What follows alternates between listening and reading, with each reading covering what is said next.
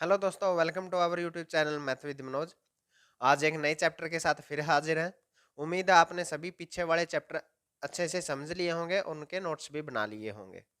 आज हम पढ़ेंगे एज के बारे में। इस चैप्टर से कई बार क्वेश्चन मैथ के सेक्शन में भी पूछा जाता है और कई बार रीजनिंग के सेक्शन में भी इस चैप्टर से क्वेश्चन आते हैं। तो जो भी नए बच्चे हैं वो चैनल को सब्सक्राइब करें और पीछे के लेक्चर भी जरूर देख लें। और इन सभी क्वेश्चन की पीडीएफ आपको नीचे डिस्क्रिप्शन लिंक से मिल ही जाएगी। तो इस चैप्टर का फर्स्ट क्वेश्चन है भाई, 5 वर्ष पहले ए और बी की आयु का अनुपात 3:2 था और अब से 5 वर्ष बाद उनकी आयु का अनुपात 5:4 हो जाएगा। तो ए की वर्तमान आयु क्या है? देखो, ए और बी दो बंदे हैं। अब से 5 वर्ष पहले यानी कि अगर ये प्रेजेंट है, वर्तमान है, तो इससे 5 साल पहले उनकी आयु का अनुपात कितना था? 3:2 था। ठीक है। और अब से यानी वर्तमान से 5 वर्ष बाद उनकी आयु का अनुपात कितना हो जाएगा? 5:4 हो जाएगा। तो कितना गैप आ गया वैसे एज में उनका? 5 ये और 5 ये, 10 साल का। और रेशियो में देखें तो कितने का गैप है? 3 से 5 हो गया, ये 2 से 4 हो गया, यानी कि 2 ऐड हो गए इसमें भी, 2 ऐड हो गए इसमें भी। अगर सही में देखें तो कितने साल आगे गए हैं हम? 10 वर्ष। और रेशियो में देखें तो कितने साल आगे गए हैं? 2 वर्ष। यानी कि 2 की वैल्यू 10 वर्ष है, तो 1 की वैल्यू कितनी आ जाएगी? 10/2 यानी कि 5 वर्ष। अगर 1 की वैल्यू 5 वर्ष है तो 3 की वैल्यू कितनी आ जाएगी? दोनों साइड 3 से गुणा कर लेंगे। 3 की वैल्यू कितनी आ जाएगी? 15 वर्ष। यानी कि 5 वर्ष पहले ए कितने का था? 15 वर्ष का था। तो अब कितने का है? यानी कि वर्तमान में कितने का है? तो 5 साल आगे आना पड़ेगा, तो 5 साल जोड़ देंगे, कितने का है? 20 वर्ष का है। या फिर आप ऐसे भी कर सकते हैं, 1 की वैल्यू कितनी आएगी? 5 वर्ष। 5 की वैल्यू कितने आ जाएगी? 5 5 25। यानी कि ये एज तो किसकी है? अब से 5 वर्ष बाद की है, यानी कि आगे की है। तो अब कितनी है? इससे 5 साल कम है, तो वहां से भी आंसर कितना आ जाएगा? 20 वर्ष। ठीक है। ए का भी पूछा जा सकता है, बी का भी पूछा जा सकता है। अगर बी की वर्तमान एज पूछी होती तो 1 की वैल्यू 5 है, तो 2 की वैल्यू कितनी हो जाती? 10 वर्ष। लेकिन ये 5 वर्ष पहले की बात है, तो 5 साल आगे आएंगे तो 10 और 5 कितना हो जाएगा? 15। तो उसकी एज कितनी आ जाएगी? बी की वर्तमान एज कितनी आ जाएगी? 15 वर्ष। और क्या पूछ सकते हैं? ए और बी की वर्तमान आयु पूछ सकते हैं भाई, वर्तमान आयु का अनुपात पूछ सकते हैं। अनुपात क्या होगा? ए की वर्तमान आयु कितनी है? 20 है। बी की वर्तमान आयु कितनी है? 15 है। तो अनुपात कितना हो जाएगा? 4:3। ठीक है। तो ऐसे भी क्वेश्चन पूछे जा सकते हैं। नेक्स्ट क्वेश्चन है भाई, ए और बी की वर्तमान आयु का अनुपात 8:9 है। 9 वर्ष बाद उनकी आयु का अनुपात 19:21 हो जाएगा। सी बी से 3 वर्ष छोटा है। सी की वर्तमान आयु क्या है? ये हमने बताना है भाई। देखो, उनकी जो वर्तमान आयु है ए और बी की, उनका अनुपात कितना है? 8:9 है। और अब से कितने वर्ष बाद भाई? 9 वर्ष बाद, यानी गैप कितने का है? 9 वर्ष का है। उनका अनुपात कितना हो जाएगा? 19:21 हो जाएगा। यानी कि ये कितना इंक्रीज हो गया भाई? 11 इंक्रीज हो गया। और ये कितना इंक्रीज हुआ भाई? यानी कितना बढ़ा भाई? ये 12 इंक्रीज हुआ। पीछे वाले क्वेश्चन में क्या था? ये वाला गैप सेम था 2 का, और ये वाला गैप कितना था? 10 था। तो 2 की वैल्यू 10 वर्ष हमने रख दी थी। लेकिन यहाँ पे अनुपात में क्या है? डिफरेंस जो है वो अलग अलग है। यहाँ पे 11 का है, यहाँ पे 12 का है। तो यहाँ 11 की वैल्यू 9 रखें या 12 की वैल्यू 9 रखें भाई? कंफ्यूजन है। तो हमें क्या करना होता है? जो ये वाला गैप होता है दोनों के अंदर, ये कितना इंक्रीज हुआ? 11। ये कितना इंक्रीज हुआ? 12। ये सेम रखना होता है भाई, तभी क्वेश्चन सोल्व हो सकता है। अब इसमें तो सेम नहीं है, तो सेम कैसे करना है भाई?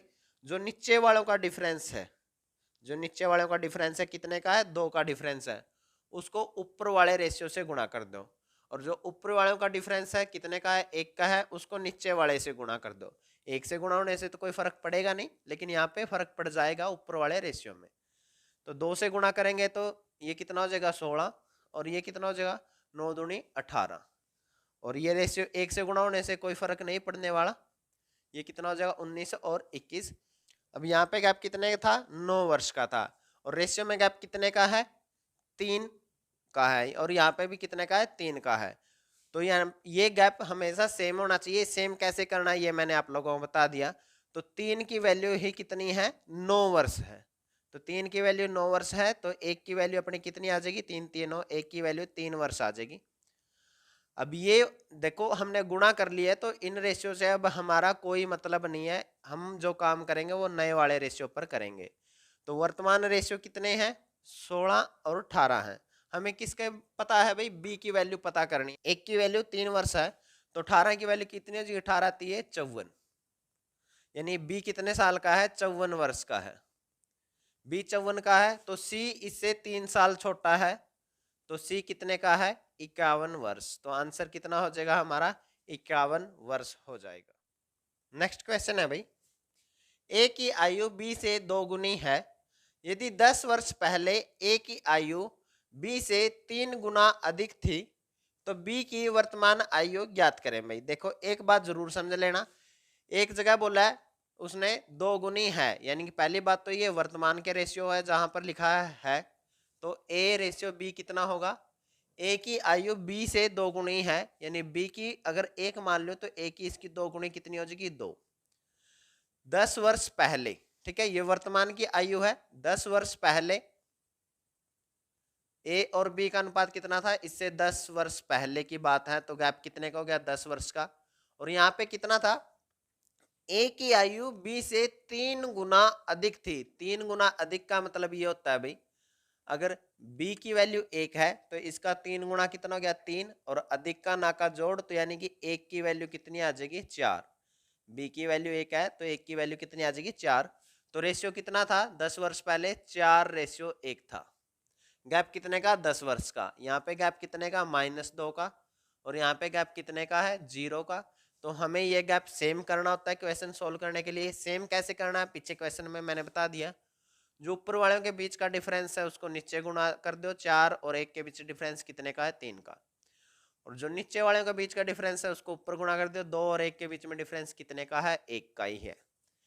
ठीक है, तो आप गुणा करने के बाद रेशियो कितने आ जाएंगे आप लोगों के, 4:1 ही आ जाएगा ये तो। और यहाँ से कितना आ जाएगा, 3 दूनी 6 और 3 एकम 3।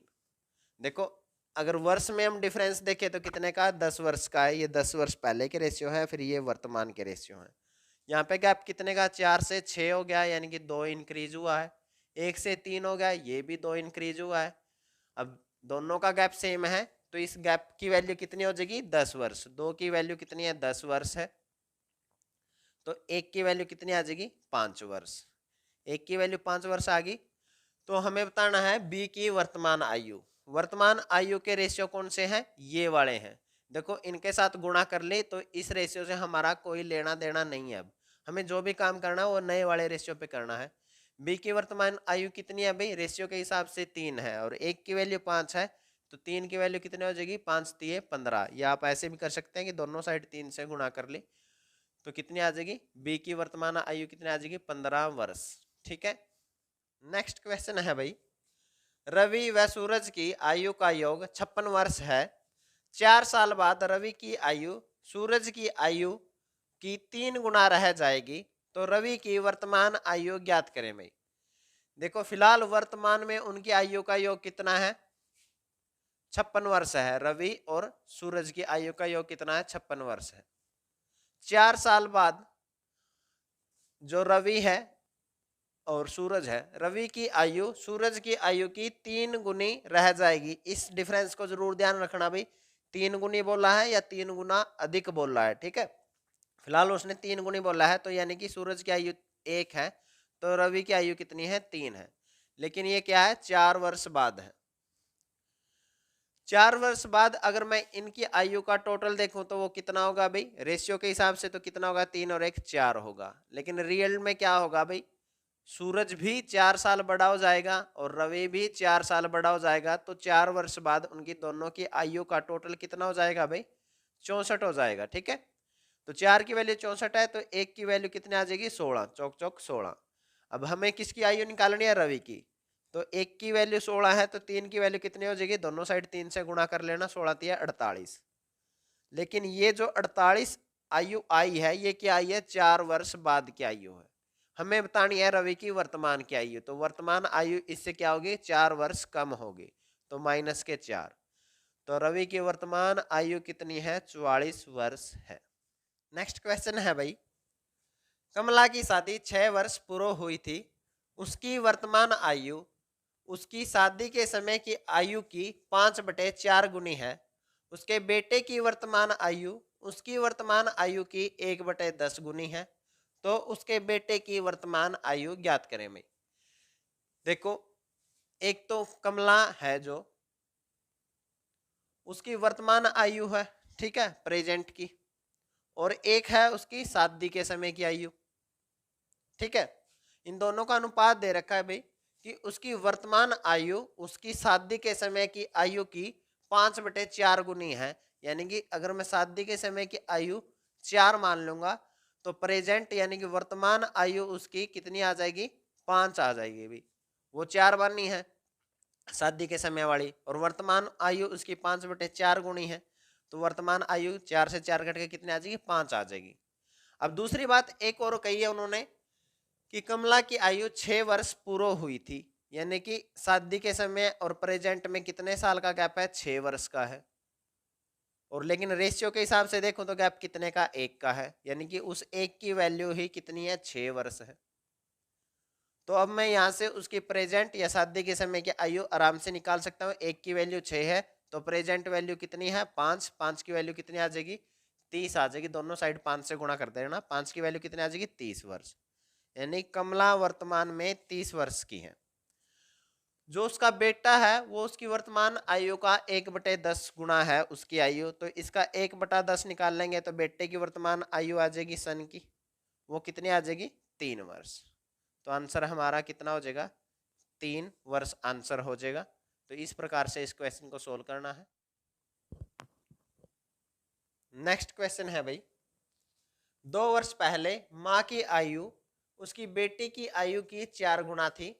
अब से 8 वर्ष बाद माँ बेटी से 24 वर्ष बड़ी रह जाएगी, तो उसकी बेटी की वर्तमान आयु क्या होगी।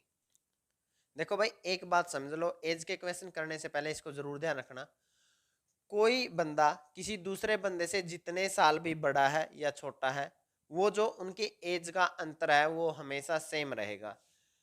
एक मैं हूं, ठीक है, एक मेरा दोस्त है, माना कि मैं अब 26 साल का हूं, मेरा जो दोस्त है वो 30 साल का है, ठीक है, ये अब की बात है। 10 साल बाद भी अब वो मेरे से कितने साल बड़ा है, 4 वर्ष बड़ा है। 10 साल बाद भी वो मेरे से 4 साल ही बड़ा रहेगा। 50 वर्ष बाद भी वो मेरे से 4 साल ही बड़ा रहेगा। यानी हम दोनों की एज का गैप हमेशा 4 वर्ष ही रहेगा। 10 साल बाद मैं 36 साल का हो जाऊंगा, वो 40 साल का हो जाएगा। 50 वर्ष बाद की बात करें तो मैं 76 वर्ष का हो जाऊंगा और वो 80 वर्ष का हो जाएगा, ठीक है।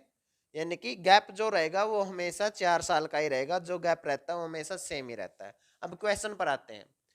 2 वर्ष पहले, यानी कि अगर ये प्रेजेंट है, इसे 2 वर्ष पहले की बात है, ठीक है।